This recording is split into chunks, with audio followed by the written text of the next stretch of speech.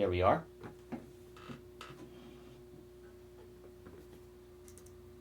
Hello, hello, hello.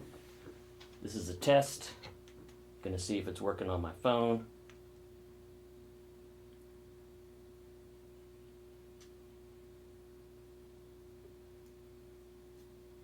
Can anybody, you can hear and see me?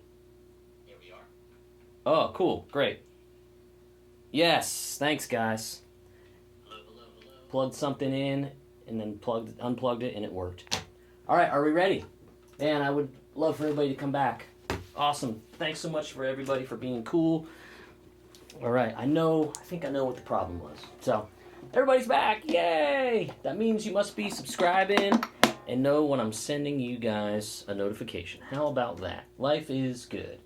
Got it now. All good. Can we hear the guitar? Lots of big yeses. I like to see all that. See, I won't stop until the stream is complete. We want to make this happen. So, pound a thumbs up on this. I'll change the thumbnail and I'll change the title and all that kind of stuff. Because once I ended it, it kind of blew all my settings out of the water. Hey, Nelson, no way I'm giving up on you guys. No way. Yeah, my heart rate is actually pretty fine.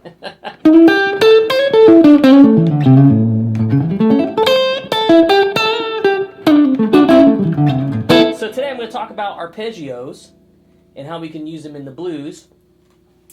Yes, guitar is on. Yes. Look at this. All you guys are coming in. Sweet. All right. So I'm going to play a track. I'm just going to jam. I'm going to try to have some fun. You're going to watch a guy, the pet mouse of mine, get into the wiring again. Yes. Although the little dog I have would tear that little mouse to shreds. Hey, Steve. Good to see you in here, buddy. I'm going to play a little shuffle in the key of C. But I have to find my player because I turned that off. And let's see where it's at. I think it's this one. Yeah.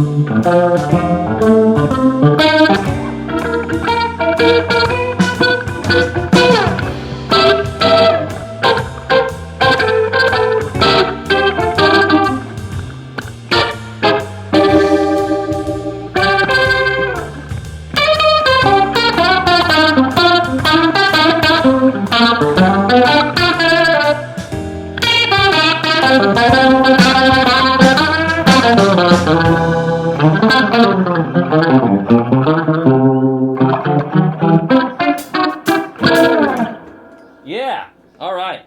Now we're cooking with gas. All right. Let me see if I can turn my microphone up just a little bit. Oh, here we go. There it is. Now you can hear me a little bit better.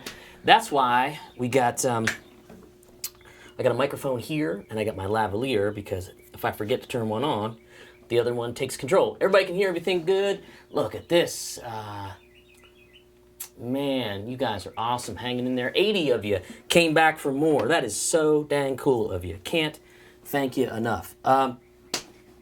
So great to see you. So great to have you sticking through. You can hear them birds.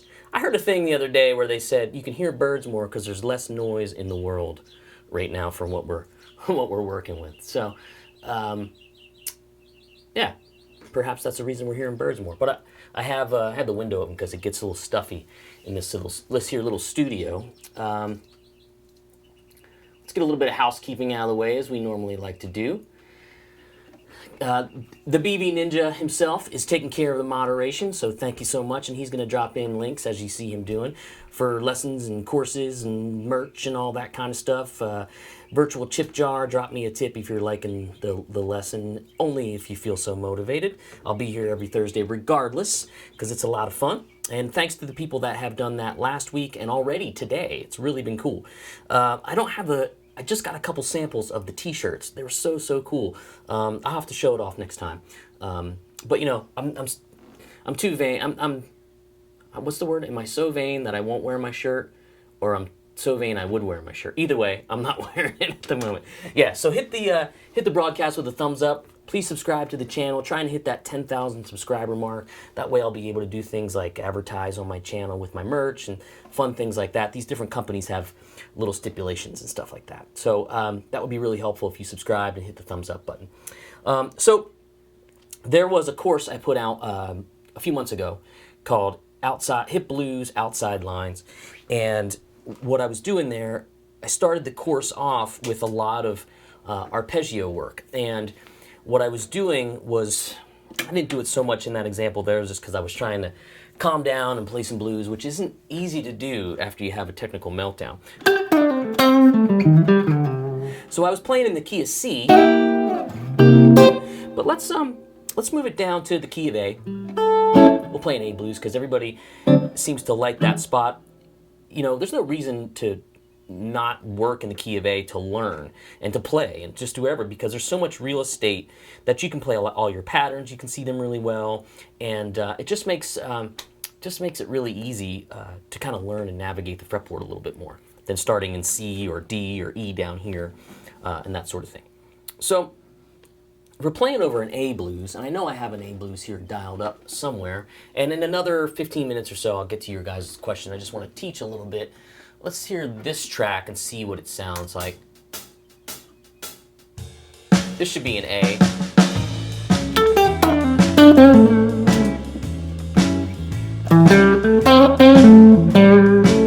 Okay, so we got that, right? Now, what we can do over that, we know we can play all our normal A pentatonic blues stuff. Let me make sure my camera looks good. Yeah. So we'll just play all normal like A blues stuff, and I can even switch cameras. There we go.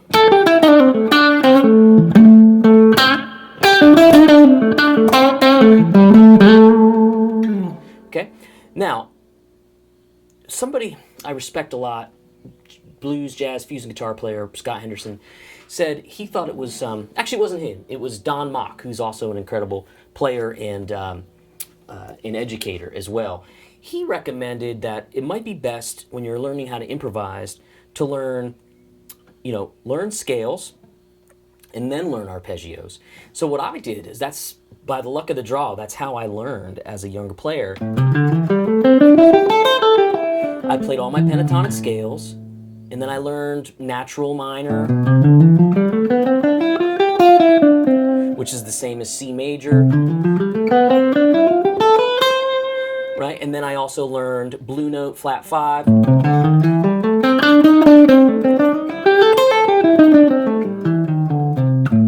Okay, so all that stuff. And it wasn't till many years after that I started to really employ arpeggios, because I started to learn some jazz, and that was the easiest way to kind of navigate the chord changes. But a lot of jazz standards have tunes that are heavy in the chord department, whereas blues, you know, lots of times just have 3 chords, you know, in a typical 12-bar blues.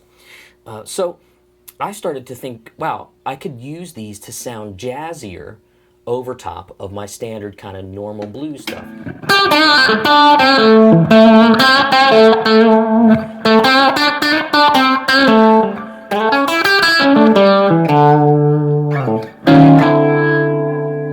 Right? Ooh, still got the rotary speaker effect on there. So anyway, somebody asked what the effect was I was doing. I did that just because I like, this pedal does it really well, which I'll talk about.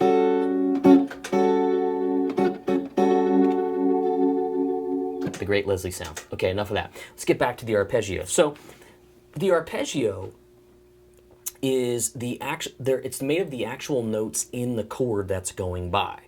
A lot of us, you know, for me, when I first started playing, was thinking, oh, when I arpeggiate a chord, I go.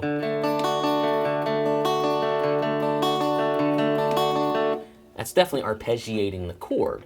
But when it comes to playing through chord changes from an improvisational standpoint, you actually want to play the target and telegraph, what I say, the notes in the chord. So if you have an A7,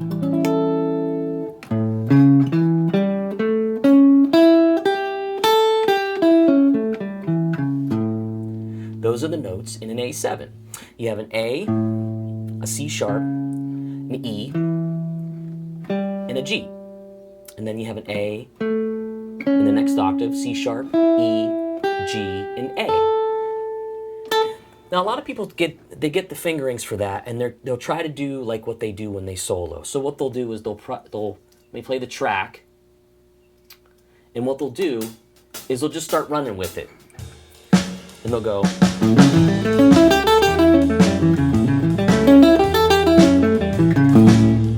And they'll say, it still doesn't sound like a solo to me. Okay, well that's the idea.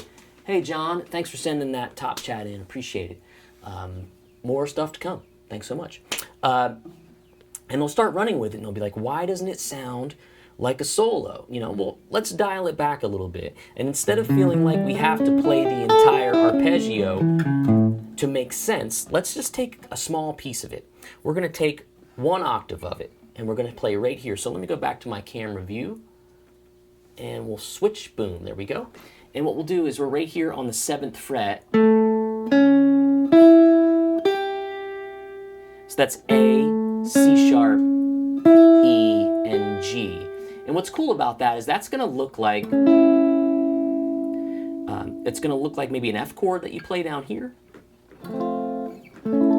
But that's your triad. That's why it looks like it does. It's right there. A, C sharp, E, and then your pinky is going to grab that G note. Now let's also relate it to what you know.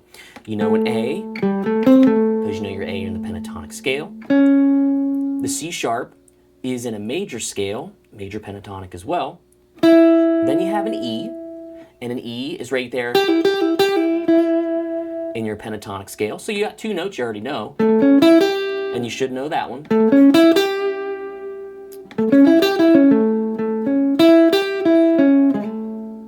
And that's your A7, A dominant 7, or A7 arpeggio. So and it's gonna sound really, really good against this blues track. So let's hear this again. I'm just gonna play it really slowly.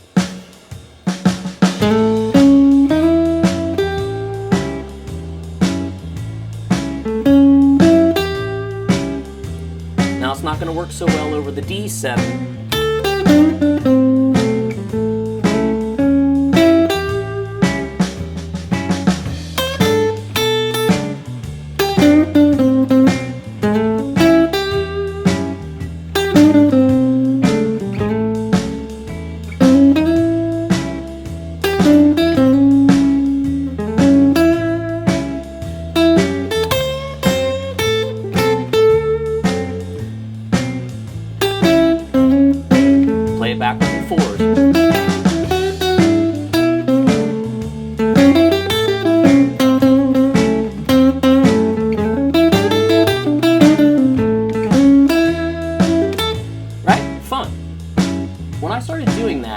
it felt like I had more of the answers to the questions of the blues, because even though it's still 3 chords, we can play a little bit more intelligently, you know. And what I thought was, man, this makes it sound like I'm kind of weaving in and out. You hear like jazz guitarists, Kenny Burrell, you know,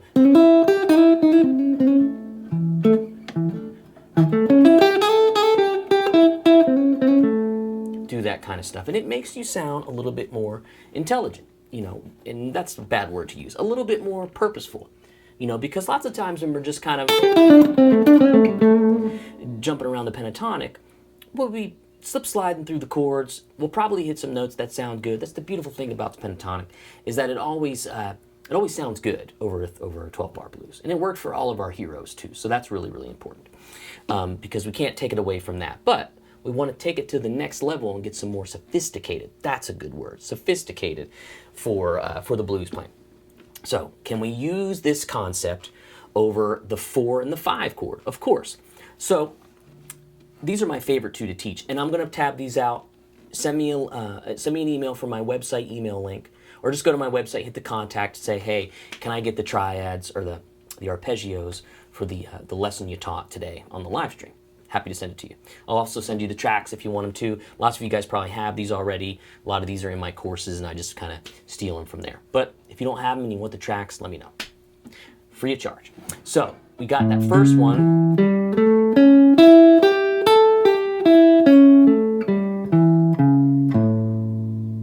Now, what about when we go to the 4 chord? Can we do the same thing? We can do right there. Let me change camera. There we go. And here we go. We're going to have D, F sharp, A, and C, and then again, here's the octave. So if you know your scales,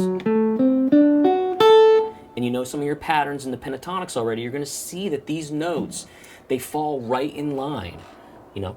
And I live by an airport, so you'll probably hear some planes go by. And it's not that bad when the windows are closed. Thankfully, glass is very insulating. So really slowly, once again. D, F sharp, A, C. Just those 4 notes give you the arpeggio. D, F sharp, A, C. So now, anything that doesn't have an open string on guitar is totally movable. So maybe you can move that up a whole step, and then what do you get? E7. Let's go here.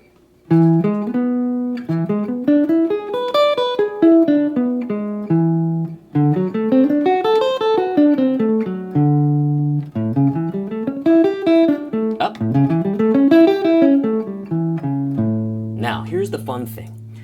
Did you hear how it sounded like the 12-bar blues was going around? That's pretty amazing, right? So what you want to do, a good way to practice it, play through your changes. Imagine if we were playing the 12-bar blues with what we called a quick 4. So we're going to 1, 2, 3, 4. 1, 2, 3, 4. 1, 2, 3, 4. 1, 2, 3, 4. 1, 2, 3, 4. 1, 2, 3, 4. Any D7 or D9 that you like. Back to A7, and then the E7, and then the D7, and then the A7.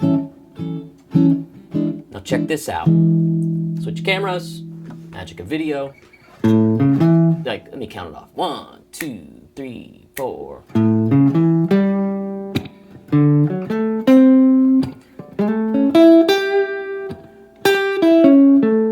4. That's your D7. Back to A7. Walk it backwards. E7.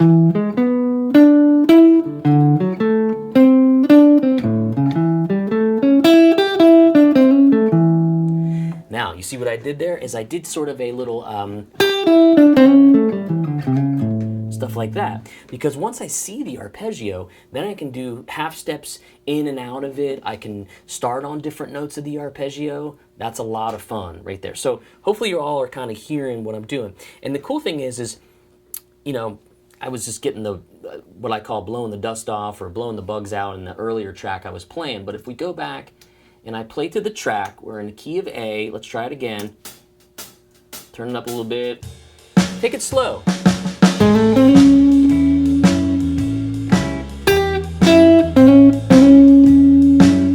Here comes the D.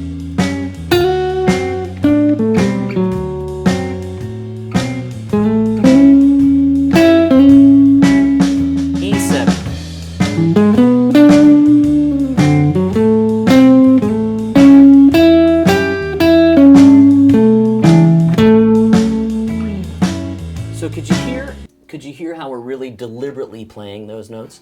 Haven't seen the chat in a while go up. What are you guys, you sleeping on me? Just making sure you're all there.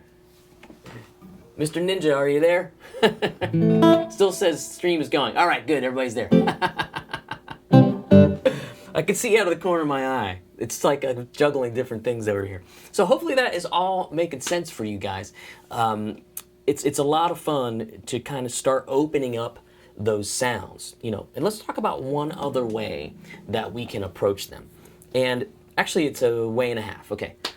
Hey, yeah, thanks everybody for just coming in. We're talking about arpeggios. Fire your questions off if you missed anything, and I'll get to it here in a moment. All right, my man Craig is here. Awesome, good to see you. So once you have that arpeggio, let's see, where's my camera view again? Once you have that arpeggio, let's go here. Let me turn the camera, that might help me out. There we go.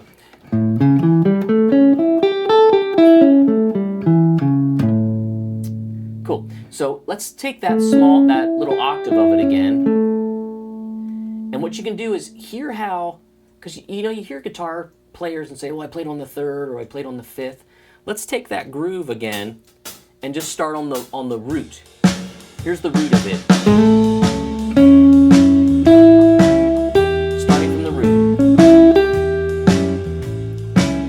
Here's the D7 from the root note. Now let's play the A7 from the 3rd. Here's the E7 from the root. Here's from the 5th.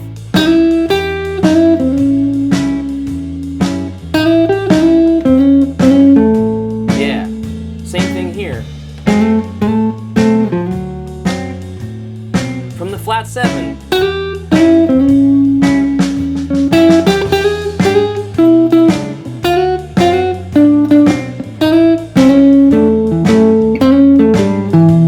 Slide into the notes.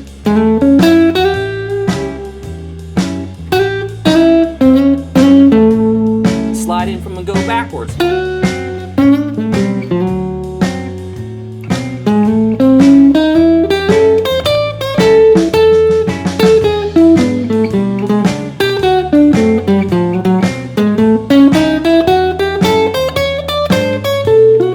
Improvise.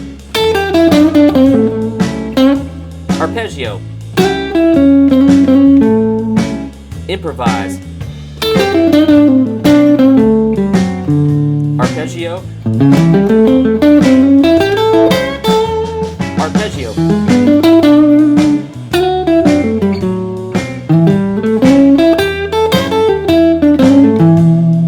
Cool, right? I love that stuff because you don't have to play a lot, and the fact that you're playing the deliberate chord tone is really, really what's going to make it sound like it was meant to be. Like the note you chose wasn't by accident. That's really, really important. Okay, yes, I'll write charts for these arpeggios and send them on your way. I'll give you the tracks. Glad I'm making some folks dance. Yeah, Magic Sam. Any of those older cats that were like on the verge of blues jazz, you know, the West Coast bluesers a lot of times would play like this. Good. Oh, you're trying to play with me. That's why you can't type at the same time. Awesome. You know, Mark, this would be where jump blues would really come into play. You know, because you can, when the song is up tempo, it's like 1, 2, 3, 4.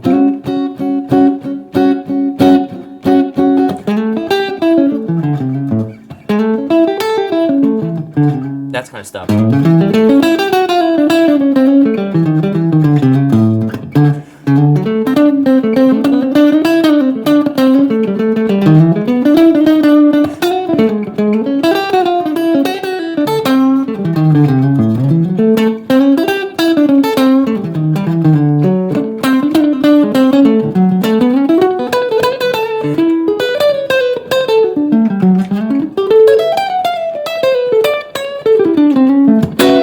That kind of stuff, right?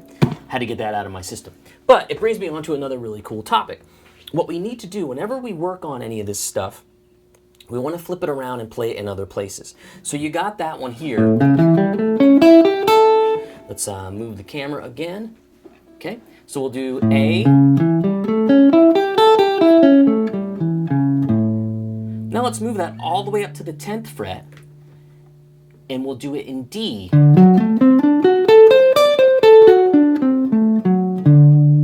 Move it up a whole step. In E. Then back to A. Now, what about if we take that A, the dominance, the arpeggio we played for D and E, move that up to A on the 12th fret.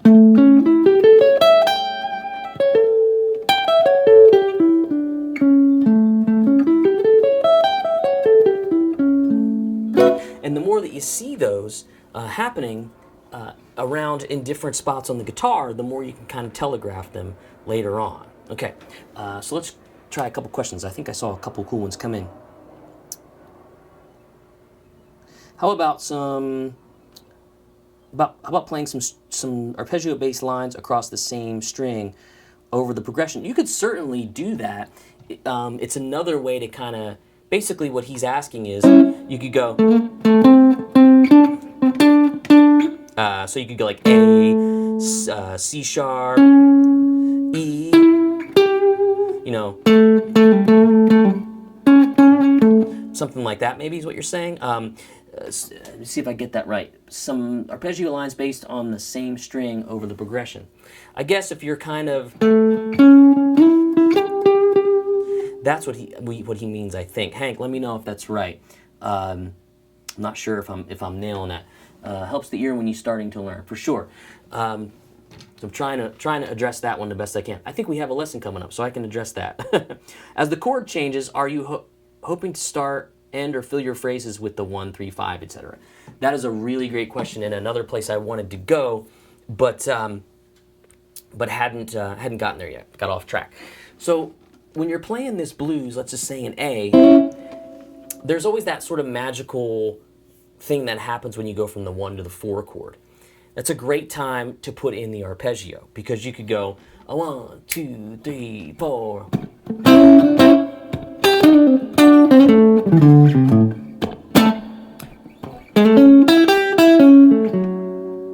And when you do that, what I did there is I ended on this F sharp note,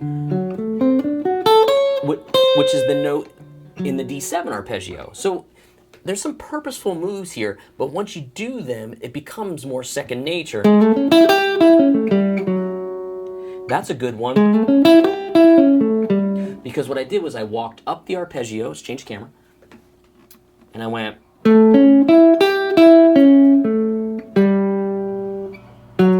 down a half step, because that fits right with our D7 or D9 chord.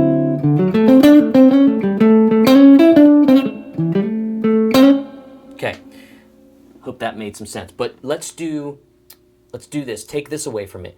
Use it for chords that are going by, or when the chord changes. So let's go back to the track. Here we go.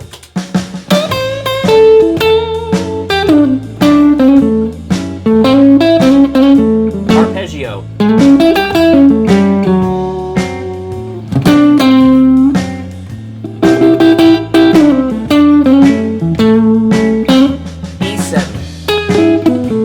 D7.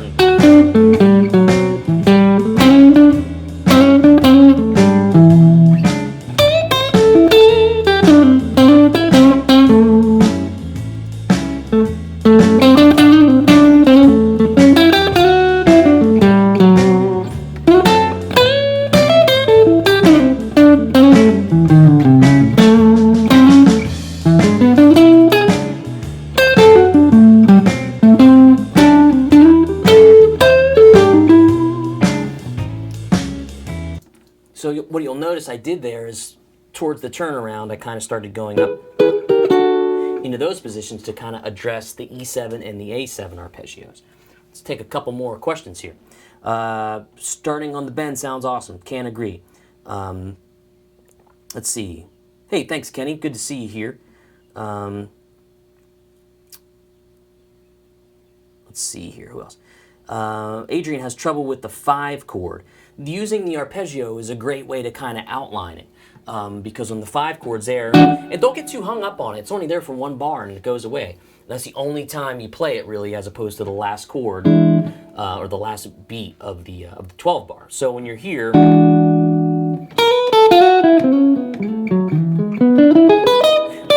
you can actually really address that E7 with the arpeggio.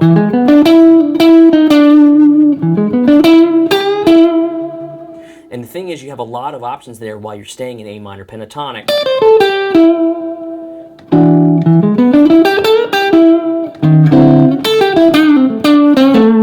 Because E is the 5th of A, there's a lot of crossing over in that. A lot of really good stuff can be had, especially if you play. Maybe you want to play more of the major approach to that.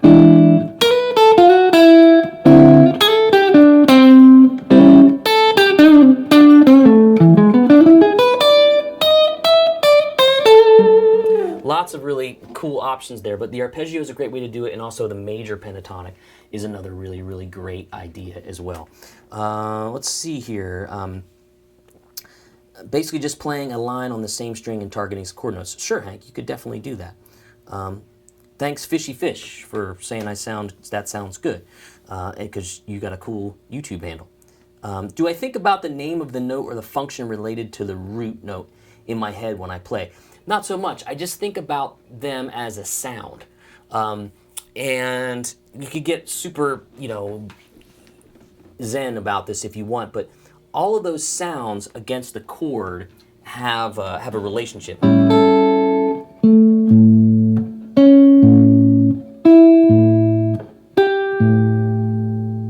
So that root, obviously it's the perfect period on the end of a sentence. The third is what most traditional, like a lot of songs are written with melodies that start on the third,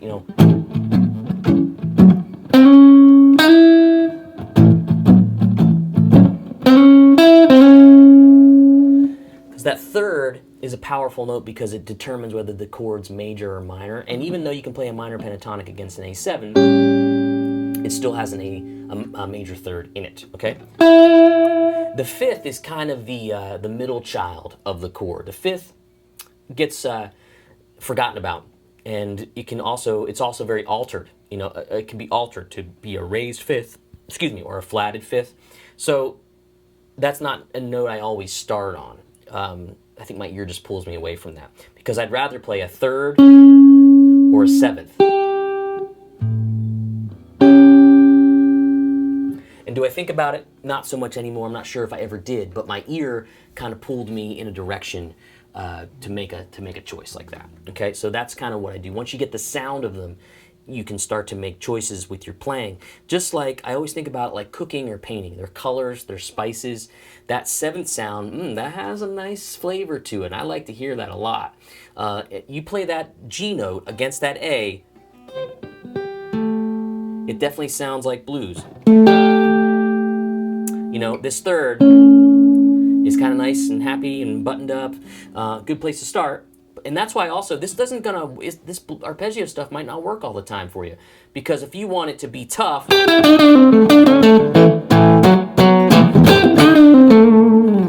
want to stay away from that third. But if you want to play a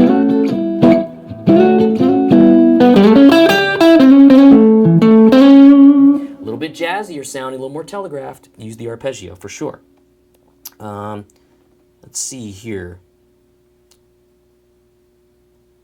Can I show you how to play lesson 43 on TrueFire Defunk? Man, it's been a while since I played that one. I have to go back and look at that course. That course was like 6 years ago or something. Amazing. Let's go to the bottom here. This is not a 3/3. This is not new. This is a 61 Epiphone Casino. All original as far as I know. Got some great wear over there. Pickup sound killer. Well, I got to turn it up to do that. I'm watching questions and doing things at the same time. The thing I love about this guitar is I kind of back the volume knob down to about 3/4 of the way. And it really cleans up. And then sometimes I'll leave the bridge pickup wide open. And really drive it pretty hard. That's a lot of fun. Let's see, I'm studying your outside lines course, and it's awesome. Thanks, Madge, that's awesome. That's a great course. I had a lot of fun doing it. Can you obviously identify every note on the fretboard at any time? Any tips for that? I'm halfway there with this second E, with the 2 E strings and A. That is cool. Good question, because I've never seen anybody teach how to learn notes on the guitar this way. What I do is I like to start with the 5th and 6th strings for a number of reasons. The main one is when you're starting out learning bar chords, stuff like that, it's very easy to identify. Let me switch cameras here.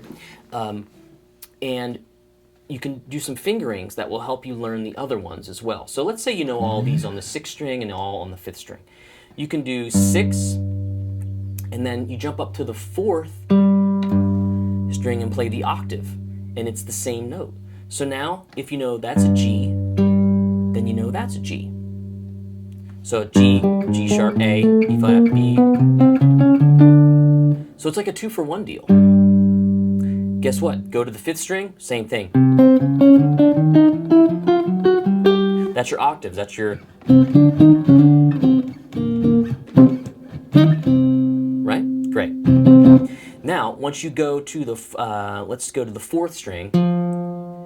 Now, that can be a little tricky. Now, you might have to, well, the thing is, it shouldn't be, because you could go, if you're just doing it blindly, it might be for you. But, go back and grab the octave, because now you have F and F. So you know that's an F, confidently. Now you go up 4 frets and play the 2nd string. But you're skipping strings, mind you. So 4 and 2 is the same. And then 3 and 1. So you have G, C, F, B flat and B flat, A, D, G, C and C. And that's one way to do it. And also, those are all right in your power chords too. That kind of stuff, you can find them there. That's how I do it. That's how I teach it. I think it's a good way to kind of jump at it. Let's see here.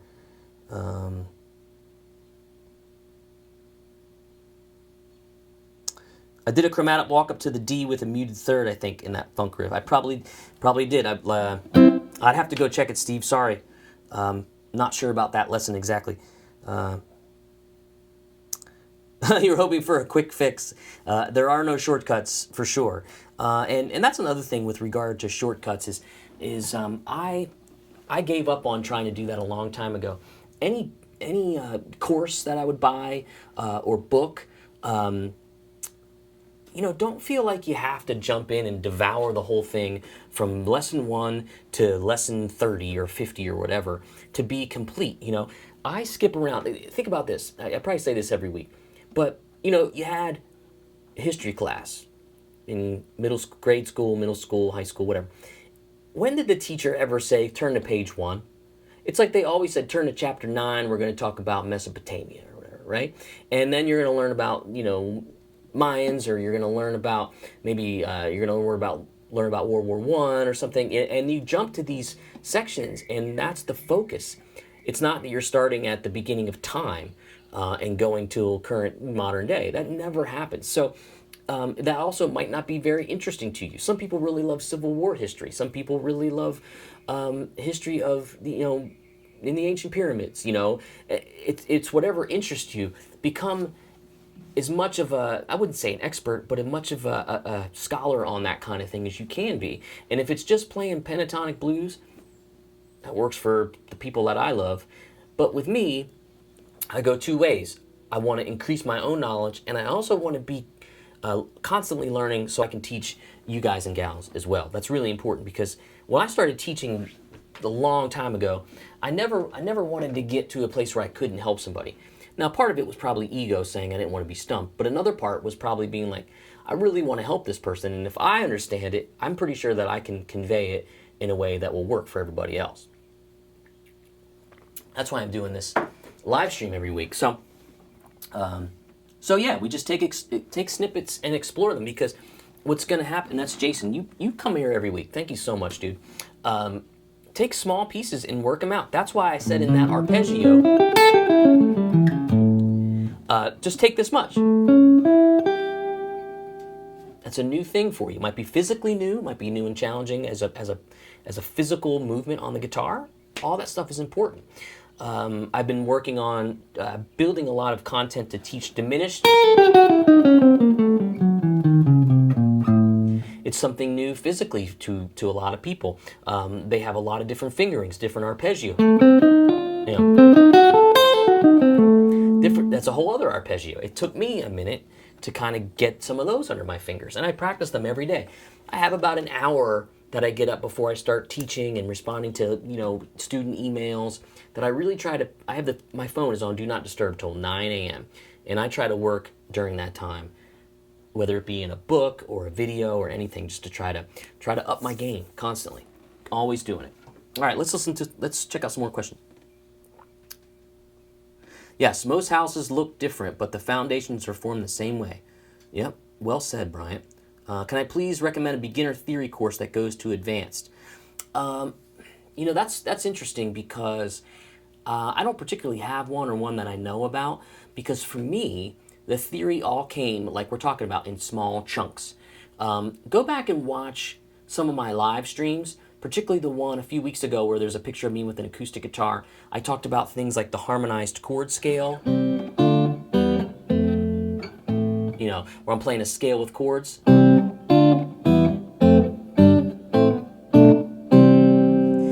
That's a good way to kind of get started. Learn the notes in the major scale, learn chords that are in the major scale, that sort of thing.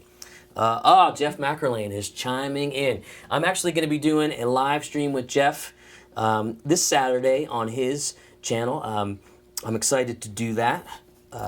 He's been a technical confidant. I don't know what the words I'm looking for, but he's been helping me kind of get through this. And Jeff, thanks for chiming in now. But we went crazy about 45 minutes ago and lost all the audio. So we're back and we're better than ever. Let's see. What is musical vocabulary? What do I think about it? Musical vocabulary to me, from an improvising standpoint, like trying to create solos, is the constant thing that you equate to speaking. You learn new phrases, you learn new words, you learn how to speak in a way that conveys what's the thoughts in your brain. You know, and as a guitar player, as somebody that's trying to improvise and create solos on the spot, I hear the solo before you do, and it's up to me and my ability and my chops and my knowledge and the way that I want to disseminate that thought to you guys. And it comes to me much faster than it will ever come to you, because you're the listener, and it's in my brain and it goes to my hands and it comes out to you. And the goal for me is to try to be able to do that as effortlessly as possible. Like when you hear a really good speaker on stage, you're like, wow, that was just beautiful. There's a lot to that. There's a lot of research, there's a lot of practice, and there's some really great improvising as well. So I think that really translates to guitar playing as well. Jeff is a great player and instructor, absolutely. And BB is definitely putting the right stuff out there. Go check out Jeff's channel. Steve Stein is a killer player. That's great. I love Steve. I get to hang out with him at NAMM, and I'm going to do a broadcast with him in the next few weeks, hopefully. We got to get some schedules, and I already asked him about it. He wants to do it. He's got great technique stuff too. Let's see. Did you win the Martin yet? Haha. Speaking of that, that little Martin is right over here. I just made a video with it. It's on my YouTube channel, where I talked about simple triads. I use that guitar for all the guitar parts in the video. I'll send you the track and the PDF on that as well. Don't forget all the tracks and stuff and PDFs. I'll send you guys. Just drop me an email, and I'll send them out, you know, sometime later this week. So appreciate your patience on that. The Martin giveaway. Really, really cool little guitar. C Junior. I might as well just get it and break it out. It's right here. I always get nervous when I lean a guitar from 1961 up against an amplifier. So you get this cool bag with it. I'm going to announce the winner in 2 weeks. This is it, C Junior. And before you go making any jokes, it looks normal size on me. I know that.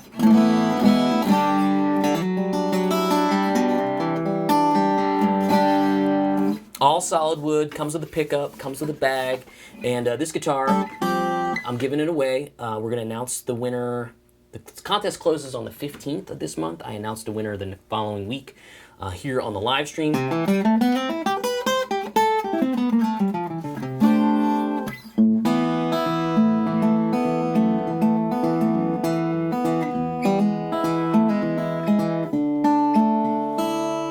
Yeah, great little guitar. Somebody's going to be real happy to win this. We've had a boatload of entries already. It's been really, really cool.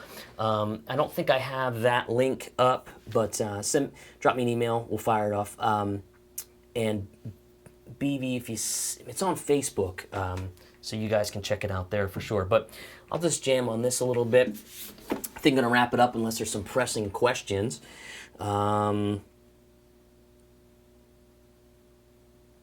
Yeah, I'd love to collaborate with Steve Stein. That would be awesome. How do I go about learning where all the notes on the fretboard are for, say, an A7? Carl, that's a great question. It is a, that's kind of the reason I wanted to talk about the, you know, the arpeggio thing, is that all the notes are there. There's a video I did on my channel about A7 chords, and I name all the notes, A, C sharp, G, and E. And remember that when you have the notes in a chord, you can play those notes in any order and you still get an A7. A lot of times you'll see A7/E, A7/G. That's a slash chord. That means that a particular note is in the bass or is in the lower part of it, but it's still an A7 chord. So lots of times when I'm on a session or somewhere where I see that chord, sometimes I don't even play the bass note. Sometimes I let the bass player do it. It might say A7/G, and that the bass player might go, I might play this chord, and the bass player plays a low note, boom, G, or he might go, because you can hear all of those bass notes work almost like a walking line. You could go,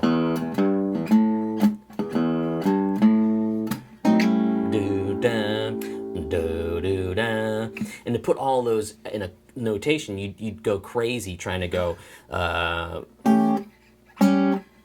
you'd jump around playing all those, and then you'd be chasing each other. It just wouldn't sound musical at all. Anyway, my whole point was that video shows you how to break down the A7 chord and gives you all the notes. So then when you add the arpeggio, now you're actually playing those physical notes in the solo, the notes that are in the chord. That's how it works. All right, you guys keep firing at me. Every time it gets close to like an hour, we get more questions. It's hilarious. Let's see. Learn the C major scale over the neck. Suddenly the neck will make sense. I can't argue with that. My man BB Ninja found the Martin giveaway link. You are the man.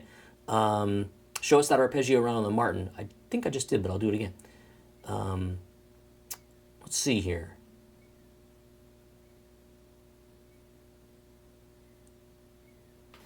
Yeah, so the A7 arpeggio on the Martin.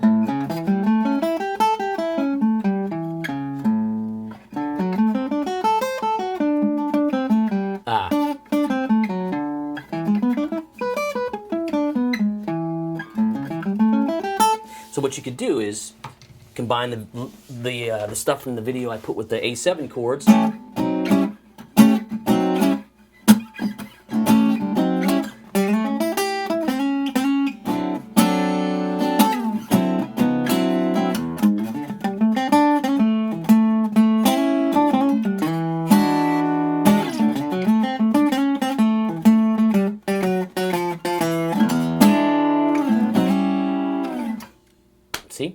how we start putting all that stuff together. Preview of coming attractions, what can happen when you start putting all this stuff together. All right. Oh, you typed it before I'd done it. I bet you did. You guys are faster than me, that's for sure. Who are musicians? Somebody asked about musicians and influences of playing. Let's talk about that, influence-wise. It started early on with, let's see. You know, when I got my first guitar, I was kind of into anything, any kind of rock, and there was no specific person. Then, like so many people, once, you know, I found the cassette tape of Stevie Ray Vaughan's Texas Flood on my dad's dresser. That changed my life. From there, I went Hendrix and Albert King because I had read about Albert King influencing Stevie Ray so much. Obviously, Hendrix was, and then it just kept kind of percolating out from there. I went through a small rock and metal phase. I still love that stuff, but to me, it just was like, if I play blues and improvising types of music like jazz or country, I can play with anybody, right? But if I play metal, I have to play in a band with a bunch of other metal guys. and there was not enough of them around for me to do that. It was easier to sit in with people if you knew blues and jazz and country and stuff like that. So that's what drew me to that, because I just wanted to play. I also wanted to do it for a living, so I wanted to be well-rounded, because I thought, man, if I get in a wedding band, I'm set. I'm going to play guitar for a living. And there's nothing wrong with playing in a wedding band. They actually make a lot of money. But it just wasn't as fulfilling for me once I did it. By the time I was in my early 20s, I was ready to kind of keep moving on and keep doing other things. But from that point, you know, I remember being 17, 18 years old and figuring out who somebody said, oh, you never heard of, well, I started listening to some shredder guys, and I say that lovingly, like Satriani and Vi, Eric Johnson. I never learned any of their stuff. I wouldn't say never, but it didn't grab me like the Stevie Rays and the improvisers of the time. But when I was taking lessons from this one guy, he said, oh, you never heard of Robben Ford? He goes, yeah, you need to check him out. And it was right around the time that the Robben Ford and the Blue Line, the second record, came out. Devoured that, bought all the VHS tapes, all that kind of stuff, and still been chasing that dude ever since, because he's the best improviser on guitar on the planet, in my opinion. I think he's incredible. Yeah, I mean, talk about that stream of consciousness thing. That's what he does so well. Never plays the same thing twice to me, but always plays like a very melodically and very thoughtful, but it seems to always just sound perfect. That's great. Or that's at least what I'm chasing. Not perfection so much, but perfect way to emote what I'm feeling to the listener. From there, I definitely got into a lot of other like studio players, like Brent Mason and Tim Pierce and people like that, Tom Bukovac, who were creating songs and parts, and I really got into that. Even rock players and producers like Butch Walker, Daniel Lanois is a huge influence. Then I went on this funk tirade, and I did nothing but play like Average White Band, Prince, Confunction, Earth, Wind and Fire, all that stuff.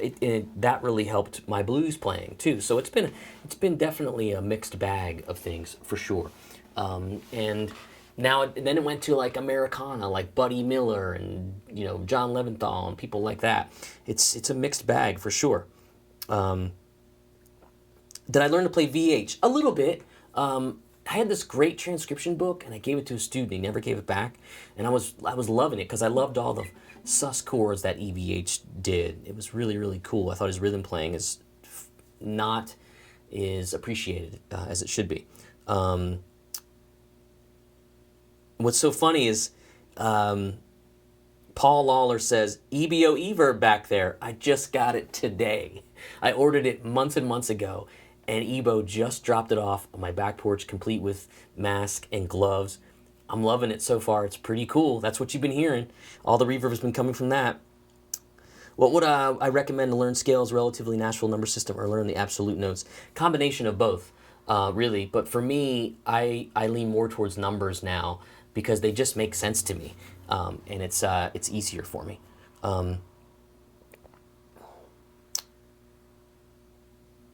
Unfortunately, I'm not able to sign t-shirts. I'd love to, though. Let's see here. Yeah, blues and jazz on acoustic, so fun.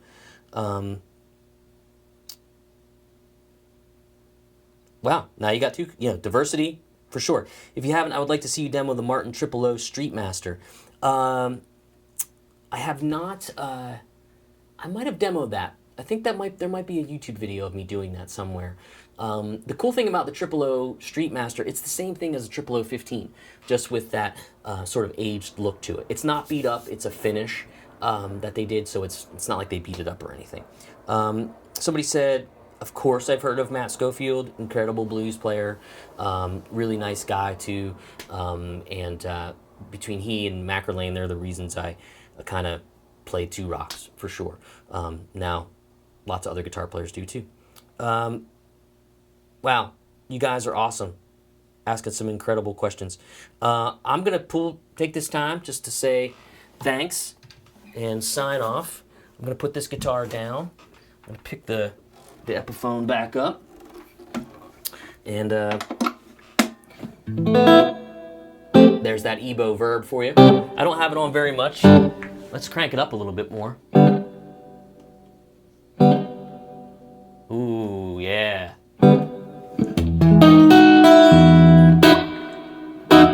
What's cool is I can make the decay a little longer here. Oh, listen to that. Let's put some tremolo on and get nasty here.